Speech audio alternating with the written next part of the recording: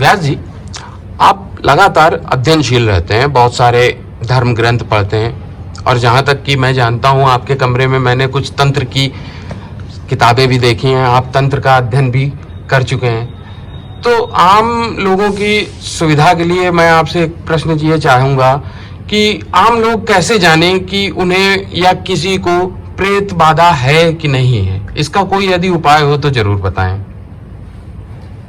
नमः गुरुवे। देखिए, अध्ययन प्रत्येक व्यक्ति को करना चाहिए और हर तरीके का अध्ययन करना चाहिए। जैसा कि आजकल तंत्र की परिभाषा लोगों ने अपने मन से मनमुखी कर ली है।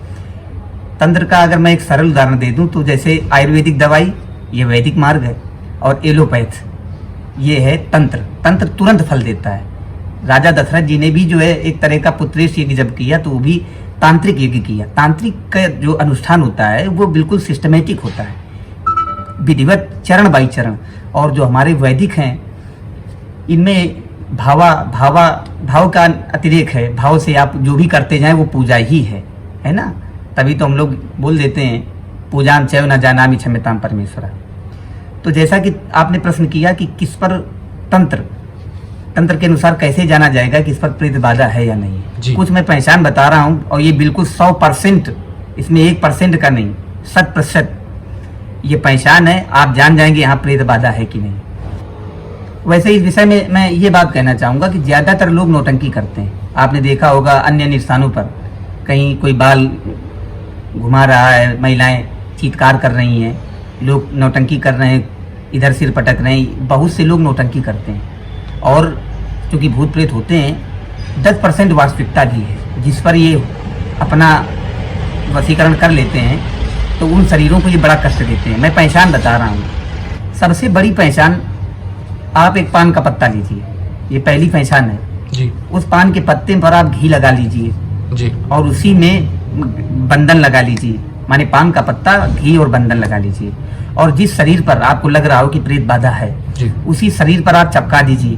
चपकाने के बाद आपको तुरंत हटना है, क्योंकि अगर प्रेत शक्ति प्रबल होगी तो आपको नुकसान पहुंचा सकती है, मतलब आपसे लड़ सकती है, कुछ उसके हाथ में होगा, आपको मार सकती है। प्रेत भी दो प्रकार के होते हैं, निर्बल और सबल। तो अगर सबल प्रेतात्मा होगा तो आपको नुकसान पहुंचा सकता है, और निर्बल होगा तो लगाते लगाते ही जैसे आपने वो चपकाया वैसे ही वो उस शरीर को छोड़कर चली जाएगी। तो जब ऐसा करने के बाद अगर किसी व्यक्ति का व्यवहार बदल जाए, अगर वो चिल्ला रहा हो, कुछ उठा पटक कर रहा हो, शांत हो जाए, तो आप यकीन से कह सकते हैं कि इसके ऊपर कोई छाया थी। ये पहली पहचान। अब दूसरी पहचान की ओर चलते हैं।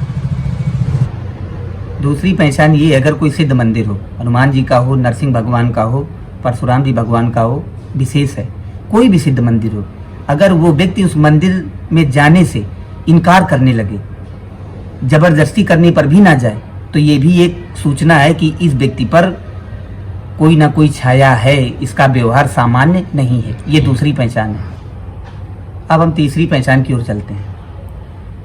उस पीड़ित व्यक्ति के शरीर का आप एक माप ले लीजिए काले धागे से, और एक रात आप रख दीजिए। दूसरे दिन उस काले धागे से उस व्यक्ति को फिर मापिए।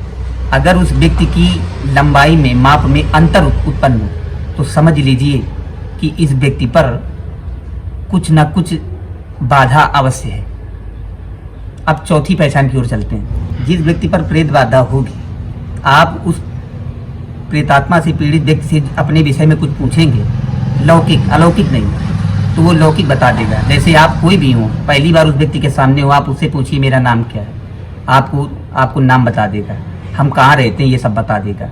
तो जिस व्यक्ति से आप कभी मिले नहीं हैं और वो व्यक्ति ये सब बता दे, तो आप यकीन मानिए कि वो व्यक्ति अपने वश में नहीं है, वो किसी अदृश्य शक्ति के वश में है जो ये सब बता रहा है। तो ये सब पहचान है जिससे प्रेत बाधा का हम निर्णय कर सकते हैं। बाकी जितना है वो सब नौटंकी रहता है।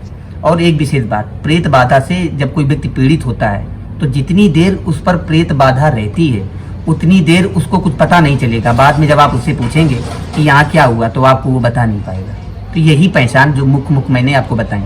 और बाकी अगर इस पहचान के अंतर्गत कोई व्यक्ति नहीं है तो समझ लीजिए वो नौटंकी कर रहा है, वो केवल दिखावा कर रहा है, आपको भ्रमित कर रहा है। नमः गुरुदेव।